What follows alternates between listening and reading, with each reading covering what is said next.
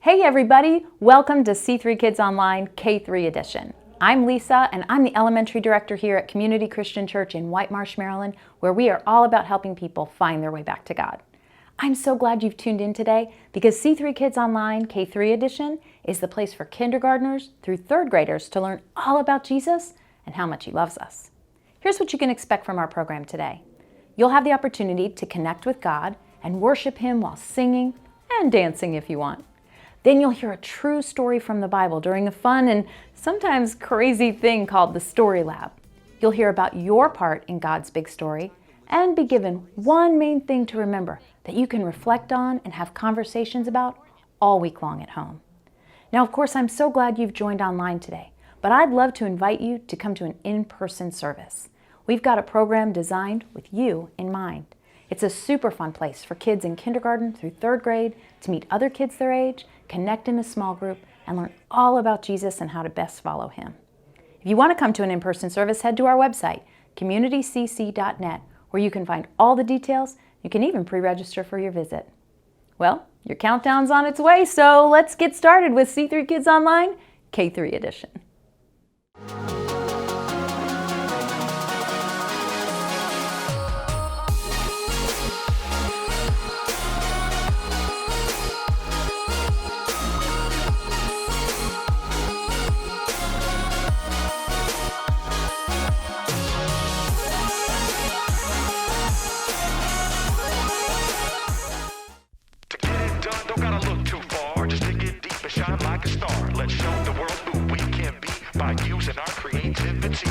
Sometimes it's easy to feel like I've given all I got. Is there anything more? I get down, get stuck, boxed in, locked up. I gotta get moving, gotta get moving. And all I see right in front of me are endless possibilities. Birds flying high and the planets in the sky.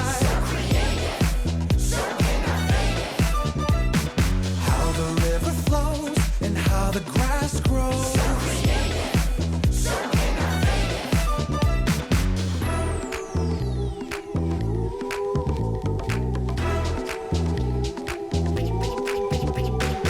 sometimes it's easy to feel like I've given all I got. Is there anything more? I get down, get stuck, boxed in, locked up. I gotta get moving, gotta get moving. And all I see right in front of me are endless possibilities. Birds flying high and the planets in the sky. So innovative. How the river flows and how the grass grows. So innovative. A tiny little seed growing everything we need.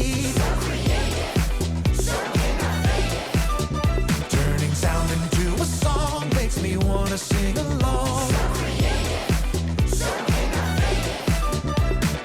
All these things, they show me who you are.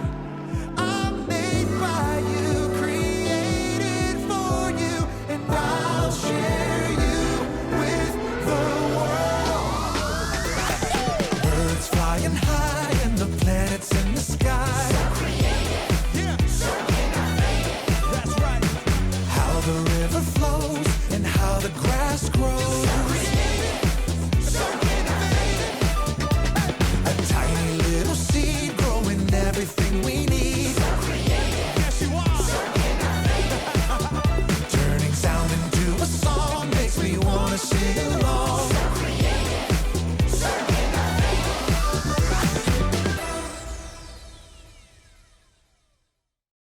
Ooh, yellow is such a happy color. Hey, green, don't be jealous of how happy yellow is. You're just as awesome. Welcome to Story Lab. This week, we're talking about creativity, while we take a look at the story of a prisoner who used what God gave him to solve a huge problem. Hello, Red.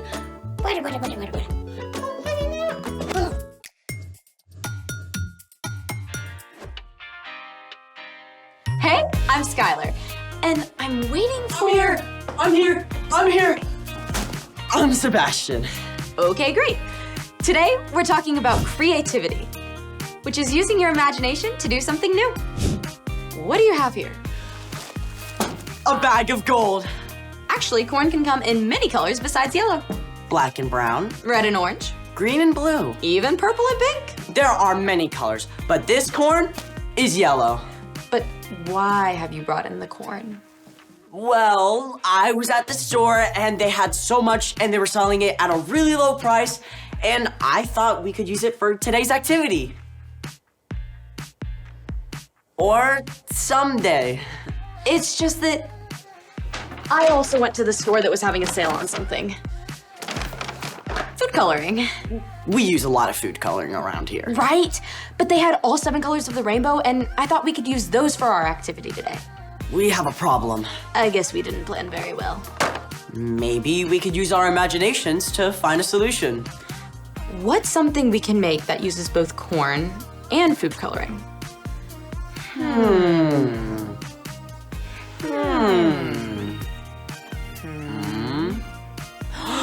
Rainbow popcorn! Let's make it!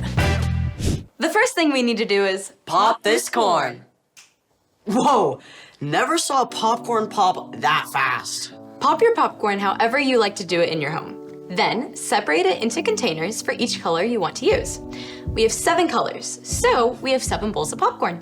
Now we need to mix our colors. The color mix includes sugar, milk, and food coloring. We'll also need some heat. Since we're working with heat, definitely make sure you've got a grown-up to help you make this.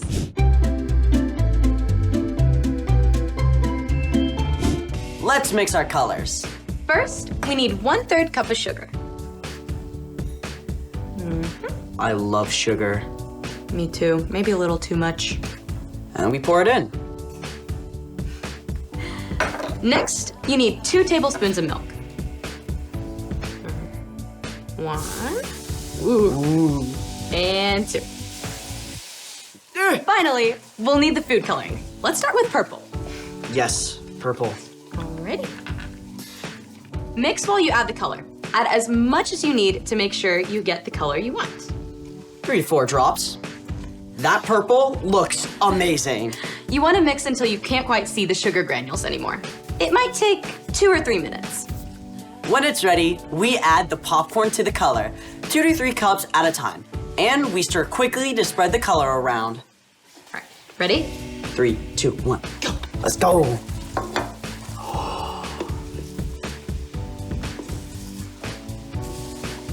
You're gonna want to do more of a folding motion rather than a stirring.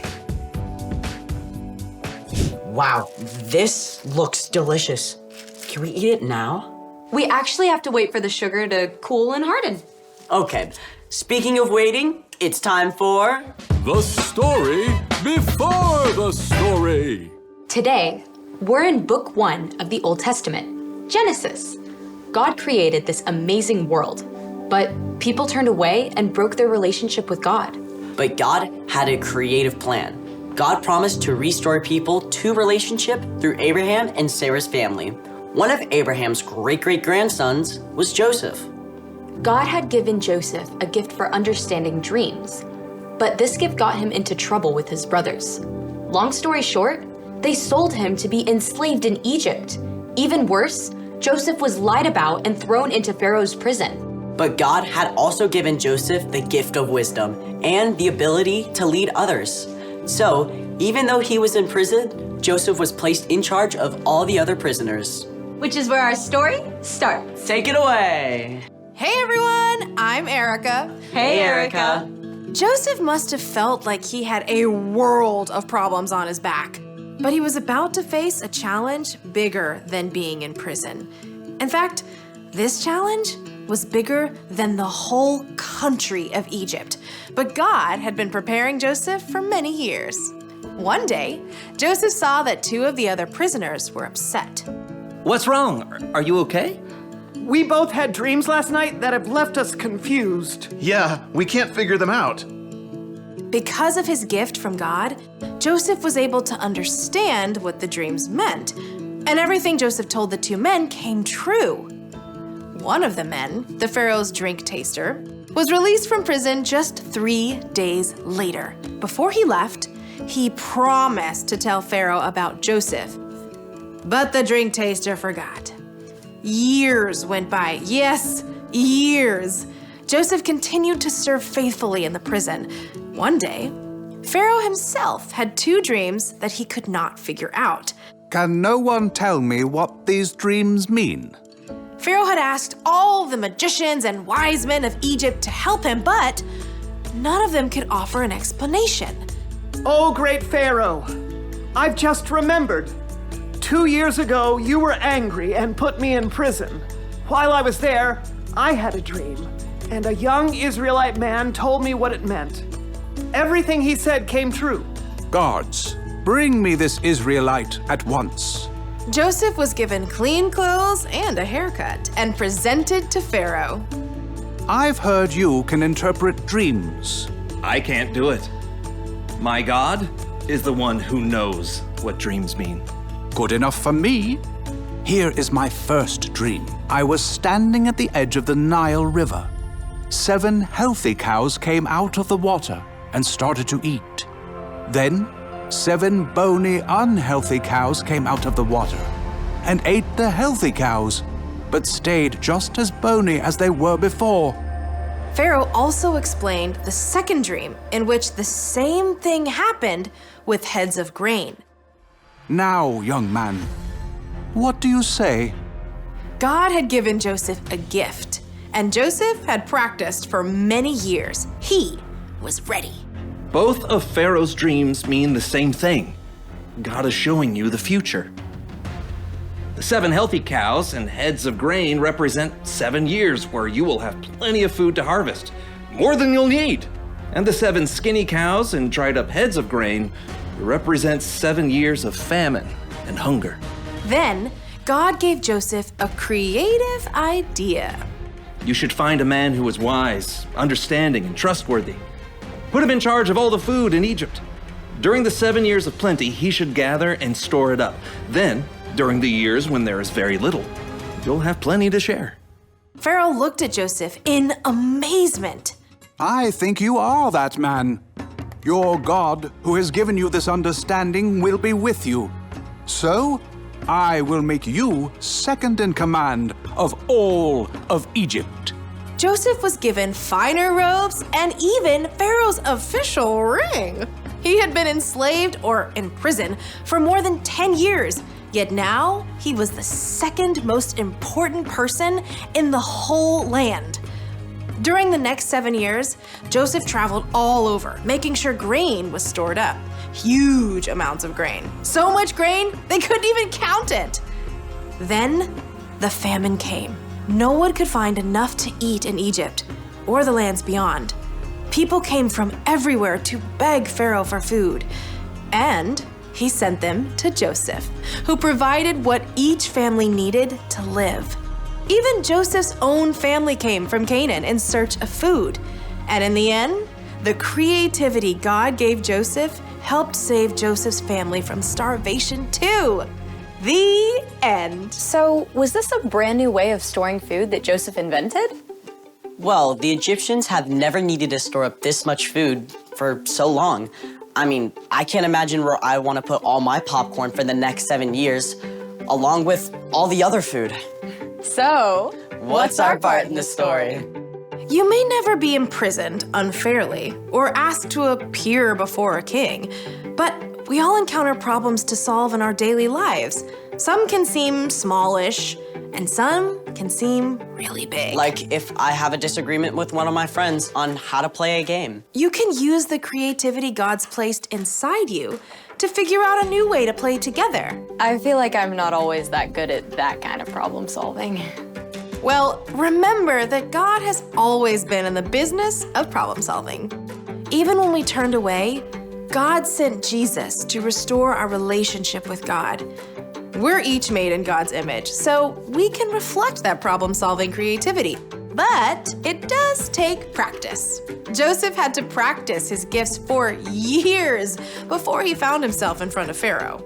So, what if I don't know what my gifts are? Well, you can use your imagination to help you figure this out. Think of things you do that seem to make others happy.